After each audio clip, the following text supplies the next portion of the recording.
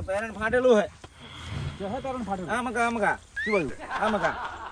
એટલે ચે હે આ ચેડી આ સાઈડ બધી બધી આ ઉપર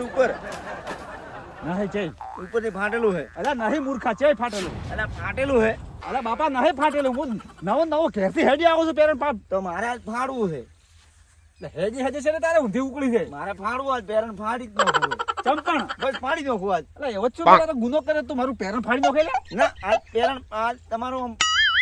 ફાડી જ નાખવું હોય લો ફાડજો વાળું હે લો ફાડજો કાકા અમે ચેનલ બનાવી છે કાકા એટલે પણ ચેનલ બનાવે તો હેજી કેમ કોકના લુગડા ફાડવા નીકળ્યા છો તમે